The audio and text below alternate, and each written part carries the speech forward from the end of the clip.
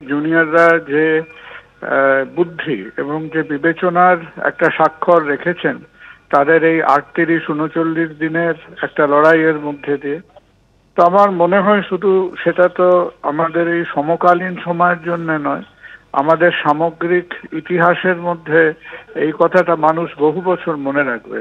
नीरा सफेद तुरंत खुले, भरपूर झाग दे और इसकी स्मार्ट साइंस दे स्मार्ट केयर और फ्रेशनेस। मेरी चॉइस मेरा सफेद। তবে যেটা মনে হয় যে আমরা যেন শুধু আমাদের এই কতগুলি অল্প বয়সী ছেলে মেয়েদের ঘাড়ে বন্দুকটা রেখে মনে না করি যে আমাদের সমস্ত রকম সমস্যার সমাধান হলো বা যুদ্ধটা শেষ হলো।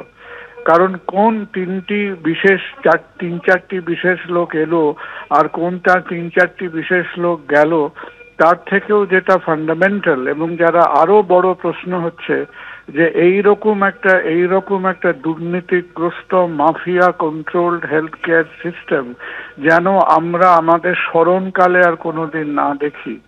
যেভাবে প্রশাসন চালাতে হবে, প্রশাসন যেন আজকে সেই একটা স্বচ্ছতা এবং সদিচ্ছা নিয়ে একটা প্রশাসন চালাবার একটা নৈতিক শক্তি এবং একটা নৈতিক দৃষ্টিভঙ্গি রাখেন।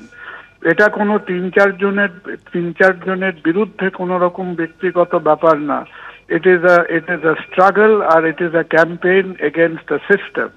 এবং এখনো ডাক্তারদের আমাদের অনেক মাথা ব্যথার কারণ আছে, কারণ এখনো আমরা একটা স্ট্রাকচারাল আলোচনায় আসতে হবে যে কিভাবে আপনি যেরকম একটা সংক্রমণের পর চেষ্টা করেন সেকেন্ড সংক্রমণটা না হয়, যে আমরা আমাদের কিভাবে স্বাস্থ্য প্রশাসনকে ওই কার বন্ধু বান্ধব কার সমস্ত নিকট আত্মীয়দের একটা মাফিয়ার কোলে আবার ঠেলে না দিই। আর বিশেষ করে এখনো মেডিকেল কাউন্সিলের মধ্যে আর এক মহিষাসুরদের কলোনি বসে আছেন। এবং এই সমস্ত ব্যাপারগুলো আমরা যদি এক্ষুনি মনে করি যে আমাদের হঠাৎ করে একটা নাটক শেষ হয়ে যাওয়ার মতো, যে আজকে ৩৮ দিনের তারা যা স্ট্রাগল করেছেন, আমাদের একেবারে লিপিবদ্ধ করে আমাদের সমস্যাগুলোকে এখন এনিউমারেট করতে হবে, এর পুনরাবৃত্তি যাতে না হয়।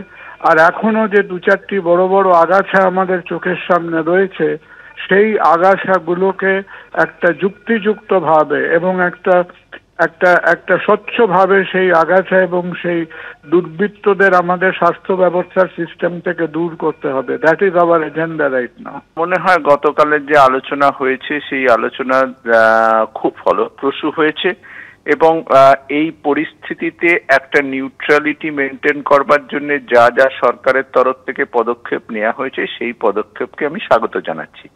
তার সাথে এটা বলে রাখি, এই যে লড়াই 36 দিনের লড়াই, এই লড়াইয়ের নেতৃত্ব জুনিয়র ডাক্তাররা দিয়েছেন, কিন্তু এই লড়াই কিন্তু senior doctor, junior doctor, retired doctor, সমাজের মানুষ এবং সর্বোপরি মিডিয়ারও লড়াই ছিল, যার ফলে আমরা আস্তে আস্তে হয়তো তিলোত্তমার হত্যাকারীদের কাছে পৌঁছতে সম্ভব হচ্ছি। আমরা নিশ্চিত সিবিআই কিছুদিনের মধ্যেই আমাদের ফলপ্রসূ একটা কিছু জানাবেন।